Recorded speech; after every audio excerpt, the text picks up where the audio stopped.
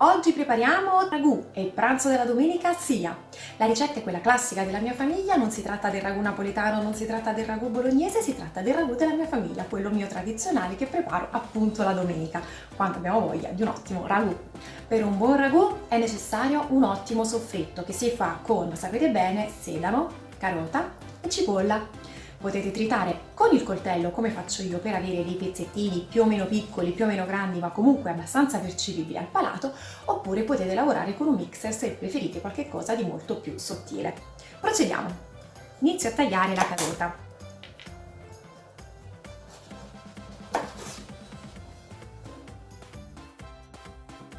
Ho fatto prima delle fettine, poi taglio delle listarelle da cui vado a ricavare i cubetti.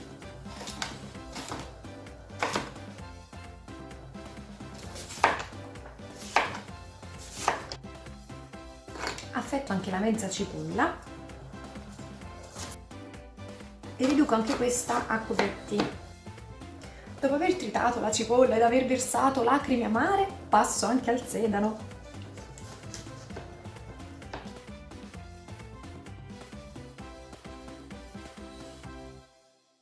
Il mio trito è pronto, quindi come vedete io lascio dei pezzettini comunque abbastanza percepibili. E adesso passiamo alla casseruola che deve essere, mi raccomando, o di acciaio col fondo spesso o di ghisa o di terracotta, deve essere una pentola adatta alle cotture lunghe, questo ragù necessiterà di una cottura di almeno un'ora. Ok, ho messo la pentola sul fuoco, vado ad aggiungere un generoso filo d'olio, ecco, e verso tutto il mio soffritto che deve rosolare ed ammorbidire.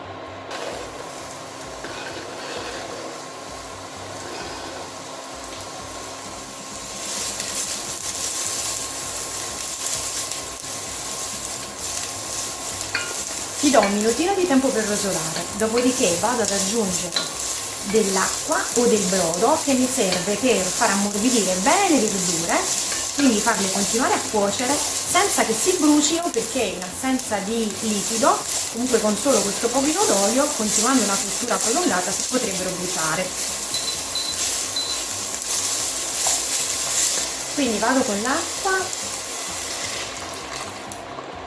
Ne basta un pochino, giusto che insomma si plachi quel rumore forte infatti che stavate sentendo. Questo significa che adesso le verdure, assorbendo anche quest'acqua, continueranno a cuocere, si ammorbidiranno e otteniamo anche un soffritto un po' più leggero rispetto al solo rosolarle nell'olio.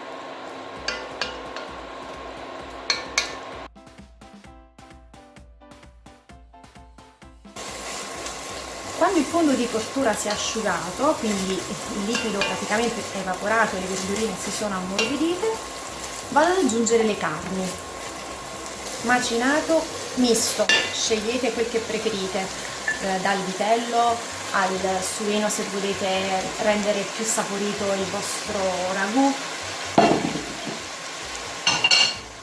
ma anche pollo per alleggerirvi un po' il sapore, veramente potete scegliere quel che più vi piace. Io faccio un po' misto. In questa fase in cui la carne deve appunto rosolare tendete a romperla, altrimenti se non la mescolate in continuazione tenderà ad attaccarsi. Adesso che la mia carne è piuttosto separata devo darle il tempo di rosolare, quindi di prendere colore. Dopodiché la andrò a sfumare con un goccino di vino bianco, questo la andrà a far sgrassare e saporire un po'. Adesso che la carne ha preso colore vado a sfumare con il vino bianco.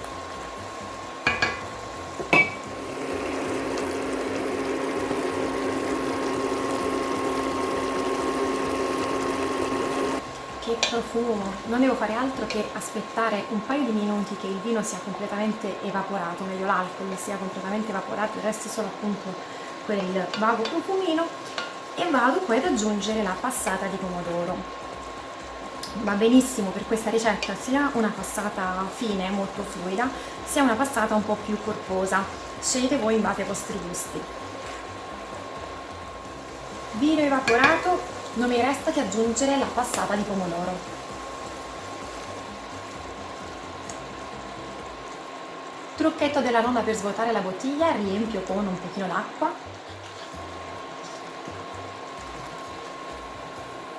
dovendo cuocere a lungo il sugo e volendo un sugo comunque ancora molto cremoso, non un sugo non un ragù asciutto, ma un sugo abbastanza cremoso, anche aggiungere l'acqua mi aiuta a farlo cuocere un po' più a lungo, facendolo asciugare un po' meno. Regolo di sale. Perfetto, abbasso la fiamma al minimo, copro con il suo coperchio e lascio cuocere 50-60 minuti. Vado a controllare in continuazione, insomma, che il sugo non si rapprenda troppo, eventualmente posso aggiungere ancora un pochino d'acqua, un po' di brodo o ancora un pochino di passata se non sono proprio sul finire della cottura, però comunque deve diventare un pochino corposo, insomma. Quindi il sugo è in cottura, il ragù è pronto, vediamo se è buono. Assaggiamo. Il profumo c'è tutto, il sapore bisogna sempre verificarlo.